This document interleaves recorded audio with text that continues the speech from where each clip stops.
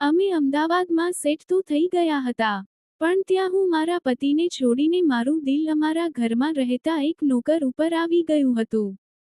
તેનું શરીર માપનું હતું, ઉંમર આશરે 18 વર્ષ આસપાસ, પણ તે મારી સાથે કામ એવું લેતો કે હું તેની દીવાની બની ગઈ હતી.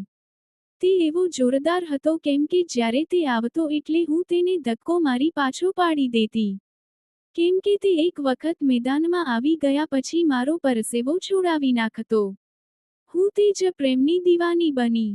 મારા પતિની ગેરહાજરીમાં આ નાના છોકરા સાથે જે કર્યું એ તમને જણાવું છું. નમસ્કાર મિત્રો, મારું નામ છાયા છે અને હું 29 વર્ષની મહિલા છું. હું લગ્ન કરીને પતિના સપના અને જીવનની પ્રેમ લીલામાં એવી ડૂબી કે અમારે 2 સંતાન પણ છે અને બંને ઇંગ્લિશ મીડિયમમાં અભ્યાસ કરે છે. હવે અમે અમદાવાદ સેટ થઈ ગયા હતા. આમ તો હું અમદાવાદ જવા માંગતી નહોતી, પણ હું એક વખત અમદાવાદમાં રહેવા અને તેઓનું જીવન કેવું છે તે જોવા માંગતી હતી. મારા પતિ એક હાઈ પ્રોફાઇલ કંપનીમાં કામ કરતા હતા. તે જ્યારે પણ કામેથી ઘરે આવે એટલે પહેલા સોફા ઉપર આરામ કરી લેતા, મતલબ વધારે કામ કરી થાકી જતા. પછી ફ્રેશ થયા બાદ હું તેમને જમવાનું આપી દેતી. પછી અમે આખો દિવસની વાતો કરે અને મારી સાથે એકાદ વખત રમવા આવે અને મને બરાબર આનંદ આવે એટલે તેમનું ઠેકાણું પડી જાય અને વળી મને પૂછે, પણ ખરા છાયા, સાચું બોલજે હો. હા કહો, બોલ, તને હજુ મજા નથી આવીને? ના ના, એવું નથી મજા આવીને. તું જૂઠું બોલે છે, તને મજા નથી આવી. હું તને એક પત્નીના જોઈતા બધા સુખ આપું છું, પણ જે તને વધારે જરૂર છે એ તને મારી પાસેથી નથી મળતું, સાચું ને? હા સંજય, તમે મને પૂછો છો એટલે હું તમને કહું છું. તમે નોકરીથી આવીને મને અને મારી ચિનગારીને સતત જે હરીફાઈની દોડ જોઈએ છે તે ફક્ત એક જ વારમાં ખતમ થઈ જાય છે અને તમે સૂઈ જાવ છો. અને મારે પૂરી રાત પડખા બદલી વિતાવી પડે છે. છાયા કહે છે, સંજય, આપણને જીવન ખાલી ખાવા પીવા અને ઊંઘવા માટે જ આપ્યું છે ભગવાને. તમે ક્યારે એક મોટા બિઝનેસમેન બનશો અને આપણે કમાવા જાવું નહીં પડે અને આપણે એકબીજાને રોજ મોજ આપી શકીશું. અરે છાયા, મારી લાડકી, તું તો બહુ જોરદાર ઊંચા વિચારસરણીવાળી છો. હા, આપણે પણ એક દિવસ સારી એવી ગાડીઓમાં ફરતા હશું. પછી હું બોલી, સંજય, હવે રાત બહુ થઈ ગઈ છે, સવારે તમારે જોબ ઉપર પણ જવાનું છે, તો ચાલો સૂઈ જઈએ. પછી અમે બંને એકબીજા ઉપર પગ નાખી સૂઈ ગયા. અને તે મારા ઉપર માથું મૂકી સૂઈ ગયા. અને મેં તેમના માથા ઉપર હાથ ફેરવ્યો અને તે સૂઈ ગયા. આમ અમારે અમદાવાદમાં આજકાલ કરતાં 7 વર્ષ થઈ ગયા. અને મારા પતિ સંજય પ્રમોશન થતાં તેમને કંપનીએ ઊંચી પોસ્ટ આપી અને તેમને 50% પાર્ટનર બનાવી દીધા. હવે અમે અમદાવાદમાં એક બંગલો લીધો જે મહેલ જેવો લાગતો હતો. ગાડીઓ, એસી, આરામની જિંદગી થઈ ગઈ. મેં સંજયની વાત કરી, આપણે કોઈક દિવસ ફરવા જવું હોય તો ઘર બંધ કરવું પડે છે. તો તમે એક વાત મારી સાંભળો છો? બોલ, શું છે? આપણે એક નોકર રાખી દઈએ. ઠીક છે. પછી હું એક મારી ઓળખાણવાળા ભાભીને વાત કરી હતી. એટલે તે એક 18 વર્ષના છોકરાને ત્યાં લઈને આવ્યા હતા. અને અમે તેને રાખી લીધો. તેનું નામ રાજુ હતું. રાજુ વધારે ભણ્યો ન હતો અને તે પણ એ ગુજરાતના નાના એવા ગામડાનો હતો. તેને પણ એક નોકરીની તલાશ હતી. તેને અમે સારો એવો પગાર નક્કી કર્યો. તે ઘરનું બધું કામકાજ કરવામાં હોશિયાર હતો. પણ તે જ્યારે પણ હું કંઈક કામનું કહું એટલે તે મને નીચેથી ઉપર સુધી વારંવાર જોતા રહેતો. અમારી રસોઈ પણ તે બનાવી લેતો.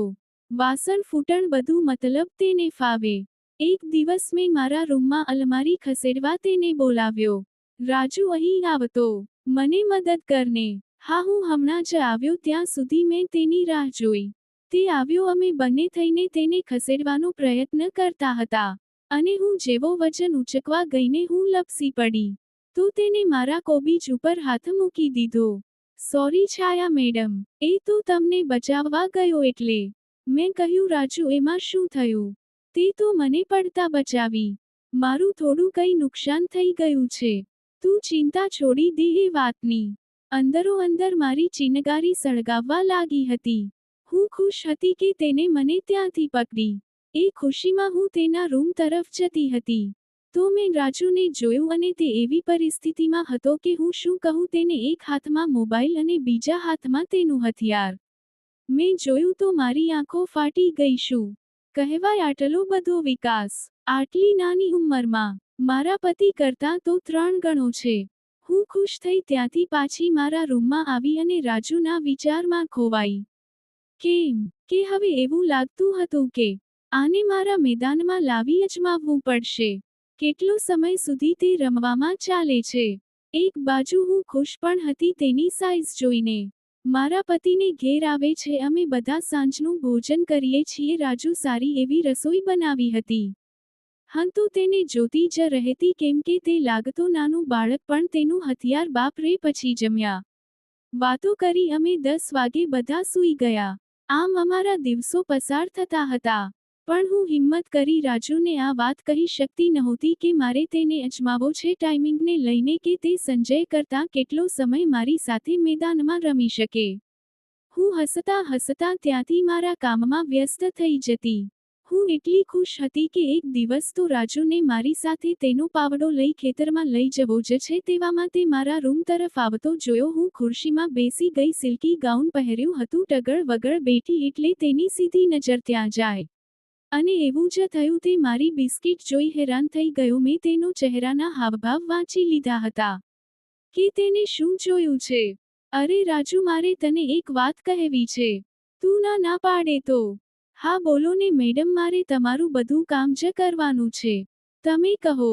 તારે મારી સાથે એક વખત મેદાનમાં રમવા આવવાનું છે. હું કેવી લાગશું? તે અચકાતા બોલ્યો, સારા લાગો છો. તું મારી સાથે એક રમત રમી લે, પછી તને હું કોઈ દિવસ જીદ નહીં કરું. મેડમ તમે શું કહો છો? આવું ન કરાય.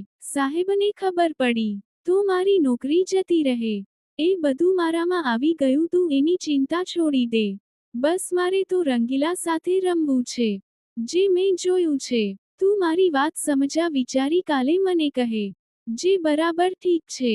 આવી રીતે દિવસ ગયો અને મેં સારો સમય જોઈને રાજુને બોલાવી તેને મેદાન બતાવ્યું એટલે તે એકદમ હેરાન રહી ગયો અને મેં વધુ વાટ ના જોતા તેને રમવા આવવા કહ્યું અને તે મોટી સાઈઝની શાકભાજી મૂકી દીધી અને મને સ્વર્ગ સુધીની આનંદ કરાવતો રહ્યો. મારો જીવ તો 7મા આસમાને પહોંચી ગયો હતો. મારો અવાજનો સૂર બદલી નાખ્યો અને ને પરસેવો છોડી નાખ્યો અને લગભગ 25 મિનિટ સુધી તેને અંદર બહારની રમત પૂરી થઈ. હું ચાલવાની પરિસ્થિતિમાં હતી નહીં. જેમ તેમ કરી અમે ફ્રેશ થઈ ચા નાસ્તો કર્યો અને હું ખુશ હતી કે આજે મને મારું પૂરું કરવા વાળો મળી ગયો છે.